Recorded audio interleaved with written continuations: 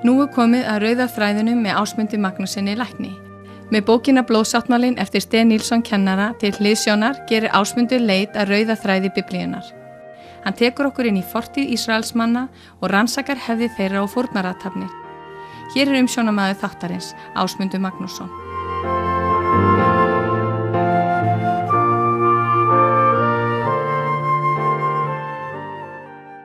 Komið sæl. Næsti kafli sem við lesum heitir Þú átt fóstbróður. Biblían kennir okkur að við séum sigurvegarar óháð því sem kemur gegn okkur. Hvernig getur þetta staðist? Jú, vegna þess að við erum í sáttmála með El Shaddai, honum sem er meira en nóg. Þetta fekk Jósafat konungur að reyna, eins og áður hefur verið getið. Hann sagði við fólkið, eigi er yður búinn bardaginn heldur Guði.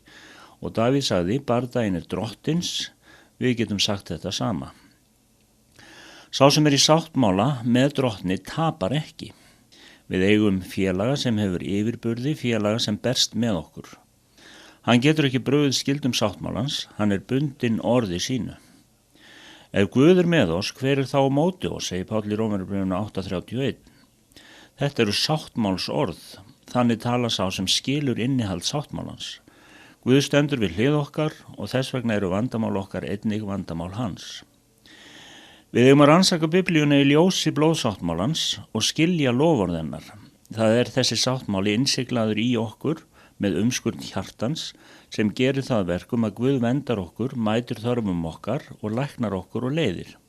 Hann vakir yfir orði sínu, orði sáttmálans og getur ekki afneita sjálfum sér. Páll skildi þetta og gat því sagt með vissu, allt megna ég fyrir hjálp hans sem styrkan gjörir.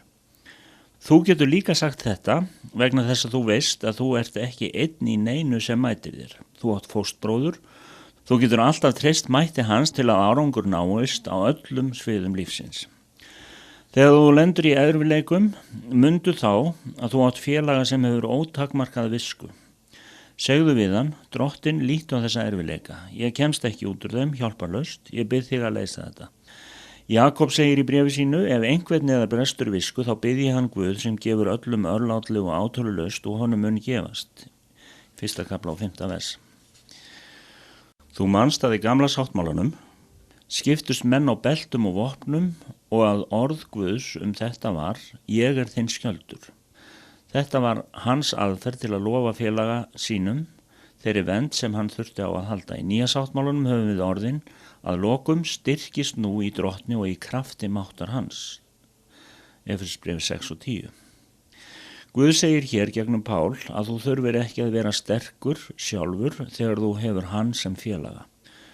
Þú skalt því ekki hafa áhyggjur af eigin mætti vegna þess að þú hefur aðgang að mætti hans. Þú ert sterkur í honum.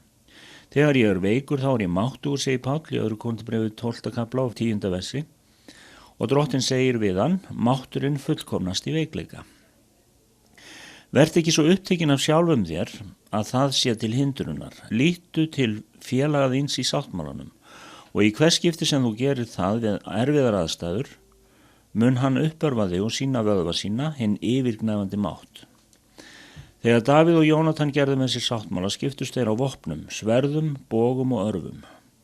Davíð hefur trúlega gefið prinsinum eina af slöngum sínum, ef til vill hefur Jónatan brosað að þessu og þótt skiptin léleg, en hann hefur sjálfsagt skipt skoðun þegar hann myndist þess sem Davíð gerði með slöngunni þegar hann felldi Golíat. Í Efesbréfinu 6, 10. og 11. versi gefur Guð okkur herklæði sín og vopn. Hann segir, styrkist nú í drottni og í krafti máttar hans, klæðist alvæpni Guðs, til þess að þeir geti staðist í vélabrögð djöfulsins. Guð er skjöldur okkar. Guð þarf á trú okkar að halda. Hvað höfum við að gefa? Við gefum honum trú okkar. Ekkert er Guði meira þóknanlegt en trú. Og það er ekkert sem Guð hefur jafn mikla þörf fyrir í þessum heimi og trú okkar. Abraham trúði Guði. Trú vor, hún er sigurinn, hún hefur sigrað heiminn. 1. Jóhannesbréf 5:4.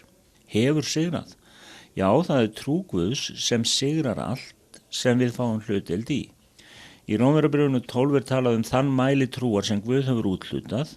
Það er þessi trú sem fylgir með innsiglinu, umskurn hjartans, endurfæðingunni. Slík trú flytur fjöll, eins og stendur í Markús 11:22-24. mjög mikilvæg vers. Satan hræddari við trú okkar en nokkuð annað. Hann vinnur gegn henni með öllum ráðum, ekki síst með því að fá henni trúðu til að deila trúarleg atriði. Guð hefur með umskurn hjartans lagt það í okkur sem skilyrði fyrir samfélagi við hann, gjöf trúarinnar. Ég heimsótti nýlega trúboðsstöð á Indlandi sem Drottinn hafði beðið mig að byggja mörgum árum áður fyrir þá starfsemi sem hann hafði kallað mig til. Dag einn settist ég niður á sama stað og ég hafði setið þegar Guð upplífgaði trúna sem hann hafði lagt í mig, en sem var í þann veginn að brotna vegna andstöðu kirkjunnar. Nú sat ég þarna og rifjaði upp. Ég man eftir því að ég bað tæpast þegar þetta gerðist. Ég sat bara frammi fyrir Guði með allt vandamálið. Vandræðin fólust ekki í því að vita hver væri vilji Guðs, heldur hvernig ég ætti að fá valdamenn kirkjunar til að framkvæma Guðs vilja. Þeir hindruðu mig. Kirkjan krafðist fjárhagsábyrgðar fyrir því sem Drottinn hafði sagt mér að gera. Þeir kröfðust þess að ég greiddi 10.000 bandaríska dollara í stofnsjóð áður en ég færi að leita eftir sambandi við þá sérfræðinga sem ég varð að fá hjálp frá. En þá gerðist eitthvað stórkostlegt sem varla hægt að lýsa. Gjöf trúarinnar upplífgaðist svo sterkt að ég vissi allt í einu fyrir víst að áætlunin yrði framkvæmt. Ég stóð upp algjörlega laus við efa og pressu. Dag einn þegar ég á gömlum vana bað fyrir þessu vandamáli stöðvaði Drottinn mig strax og sagði: Sten, þú þarft ekki lengur að biðja svona, þetta búið nú þegar. Ég stóð upp glaður og þakkaði Guði, mikið rétt. Nokkrum dögum seinna hitti ég biskupinn sem tilkynnti að allir yfirmennirnir væri sammála að láta mig byrja, þó svo að peningarnir væri ekki til staðar. Ég bað að fá þetta skriflegt í viðurvist votta og fékk það. Þetta var 9:00 að morgni. Það sem hindrar kraft trúarinnar. Þegar ég kom heim til trúboðsstöðvarinnar lá þar bréf frá starfsbróður mínum sem þá var í Bandaríkjunum. Hann sagði frá því að hann hefði nýlega verið í búðum fyrir unglinga sem störfuðu í landbúnaði. Sama dag og hann skrifaði bréfið hafði verið samþykkt að ganga í ábyrgð fyrir landbúnaðarverkefnið mitt og senda 10.000 dollara. Þetta bréf kom á pósthúsið 9:00, daginn sem ég fékk leyfi kirkjuna til að framkvæma vilja Guðs, guðdómleg nákvæmni. Þegar ég við þessa heimsókn stóð í sömu tröppu, þegar ég tók við trúnni fyrir mörgum árum síðan, var hópur ungra manna fyrir framan mig. Þetta voru velmenntaði sérfræðingar, 24 að tölu. Yfirmaður þeirra, búfræðikandidatinn Emanuel, kynnti hvern og einn þeirra fyrir mér og konunni minni. Þessir menn unnu að því að breyta öllu efnahags- og félagslífinu á svæðinu. Byltingarkennt framlag þeirra hafði haft áhrif á aðliggjandi umdæmi og nýjar plöntutegundir og nýjar aðferðir breyttu lífsskilyrðum hjá fjölda fólks í þorpunum. Þetta var stórkostleg reynsla sem ég get aldrei gleymt. Guð gaf trú og trúna notaði hann til að eyða fátækt, hungri og sjúkdómsstjáningu hjá þúsundum manna hjá þessari og komandi kynslóðum.